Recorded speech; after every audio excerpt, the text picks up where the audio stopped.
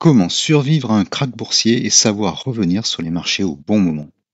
Je vais te révéler la technique qui a toujours fonctionné dans l'histoire pour détecter le début d'un krach, y échapper et savoir quand racheter. Oui, la baisse à venir est visible. Non, il ne faut pas se précipiter pour racheter. Exemple Atos. Nous allons voir quand il faut acheter. Tout d'abord, si tu fais du swing trading, eh bien, il faut sortir au bon moment. Et nous allons voir comment le faire. Par contre, si tu fais de l'investissement à long terme, eh bien, il ne faut pas se précipiter pour acheter, il faut entrer au bon moment. En effet, si tu entres trop tôt, toute perte va être difficile à rattraper, même sur le long terme. Mais voyons cela de plus près.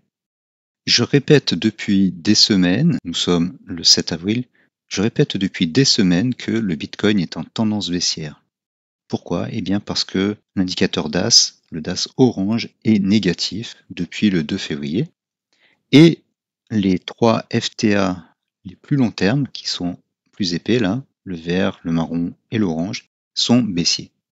Les cours surfent aussi en dessous, la plupart du temps, de la courbe du milieu de la 7 bleue, lequel est baissier. Et sur les indices, c'est pareil. Regardons le US30. On a depuis le 24 février le DAS qui est négatif. Les FTA long terme sont baissiers et l'orange est même passé négatif récemment. Il y a eu un petit rebond, puis les cours ont replongé et chaque fois, en 2 vagues, ils ont surfé en dessous de la 7. Sur le Nasdaq, c'est la même chose. C'est depuis que les cours se sont mis à surfer en dessous de la 7 bleu et rouge qu'on a une tendance baissière. C'est arrivé en 2024 et ça arrive à nouveau depuis fin février. Sur le DAX, ça dure depuis moins longtemps, mais qu'est-ce qu'on peut constater? On a une chute très rapide depuis que le DAS orange, qui était resté positif depuis très longtemps, est passé négatif. C'est ici. Et on a aussi le FTA orange qui s'est mis à chuter. Il est repassé en dessous du marron et il s'est mis à chuter. Le marron s'est ensuite retourné à la baisse, suivi du vert. Et depuis, on a cette chute rapide. On a la même chose peu ou prou pour le CAC 40. Sauf que le DAS orange était resté positif depuis moins longtemps. On voit aussi que dans le passé, quand le DAS orange était négatif, on avait aussi des tendances baissières. Donc la première chose que l'on peut conclure, c'est que si tu fais du swing trading, tu dois sortir de position dès que les prix s'aplatissent, que les FTA également s'aplatissent, et que le DAS orange repasse sous plus 10 quand il était supérieur à 10, et a fortiori quand il passe négatif. Tu peux aussi prendre comme signal quand les cours passent en dessous de la 7. Donc ça, c'est quand tu es en swing trading. Donc tu profites des phases de hausse et tu sors dès qu'il n'y a plus de hausse. Jusque-là, c'est logique. Si par contre tu fais de l'investissement long terme, tu vas pas mettre des stop loss, tu vas pas sortir à tout moment, ça ne sert à rien. Déjà, il faut déterminer sur quel titre ou quels ETF tu vas investir. Il faut choisir des titres de croissance, des valeurs de croissance. Et une fois que c'est fait, il y a un dicton en bourse qui dit on n'essaie pas d'attraper un couteau qui tombe. Donc la semaine dernière, c'était par là, j'ai vu sur les réseaux sociaux des influenceurs qui disaient racheter des valeurs parce qu'elles avaient baissé. Et depuis, elles se sont effondrées encore plus. Donc on n'essaie pas d'attraper un couteau qui tombe. Si je prends l'exemple de la valeur Atos, alors attention, c'est la valeur française. Pourquoi je dis qu'il ne faut pas attraper un couteau qui tombe? Eh bien, j'essaie de revenir au plus haut.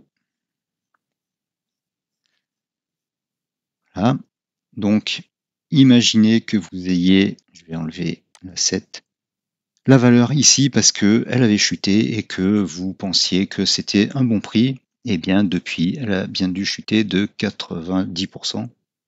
Et chaque fois, c'était pareil. Chaque fois qu'elle a chuté, par exemple ici, ou ici, ou ici, eh bien, elle n'a pas rebondi. Alors, c'est un cas spécial, mais avec la guerre commerciale de Trump, d'une grande violence, peut-être que les choses changent, surtout pour les GAFAM.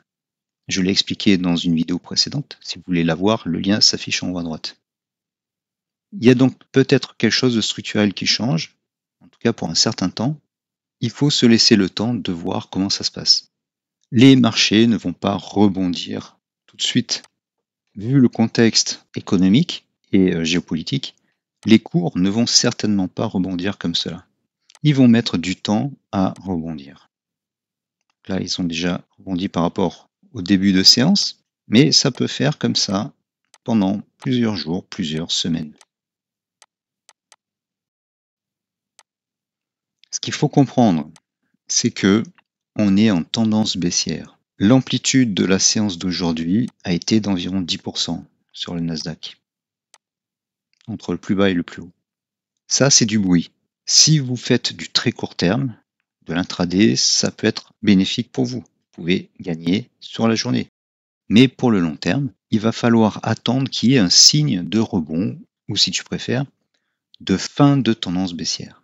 Et la fin de tendance baissière, c'est quoi? C'est quand les prix vont retourner au-dessus de la 7 et surfer au-dessus de la 7, ou au moins rester dans la 7 comme ça, avec un asset horizontal.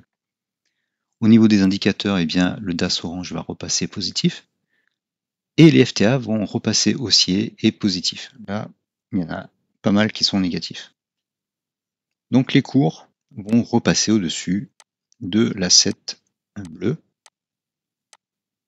voilà, et se remettre à monter. Ça peut prendre beaucoup de temps. Si tu investis sur le long terme, c'est pas 10% qui vont faire la différence. 10%, c'est le bruit qu'il y a. Là, c'est 17%, le bruit qu'il y a sur l'indicateur A7. Ça, c'est du bruit. On le voit très bien sur le Bitcoin. Il peut monter de 5%, et le lendemain, il rebaisse de 5, 6, 7%. Pour le long terme, ce qui compte, c'est d'entrer quand on a la quasi-certitude que la tendance baissière est terminée. Et donc, ça sera par là quand les cours commenceront à revenir au-dessus de la 7.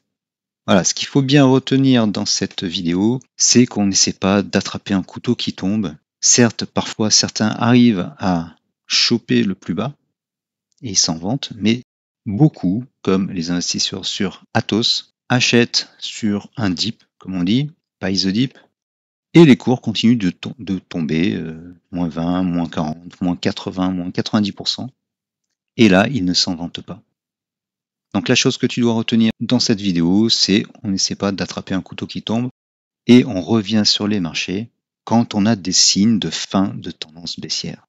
Ça, c'est le plus important. C'est très important de comprendre ça et de s'y tenir. Voilà, j'espère que cette vidéo vous a plu. Si vous voulez aller plus loin, je vous conseille d'aller sur mon blog trading-attitude.com et de vous inscrire à ma mailing list, soit par la pop-up qui apparaît ici, soit en haut de chaque page, vous avez un formulaire, donc vous saisissez votre meilleure adresse email et vous recevrez non seulement 20 fiches gratuites, mais en fait ça sera 165, et aussi un cours gratuit, entièrement gratuit, sur 30 jours, dans lequel je vous donnerai tout ce qu'il faut savoir et pas plus pour apprendre la bourse, apprendre le trading. Au bout de ces 30 jours, vous saurez quoi faire pour investir et trader en bourse. C'est entièrement gratuit, donc profitez-en et j'espère vous retrouver de l'autre côté. Avant de nous séparer, je te propose une autre vidéo qui pourrait fortement t'intéresser et t'aider à progresser en trading et en investissement. Alors clique dessus, on se retrouve de l'autre côté. À bientôt.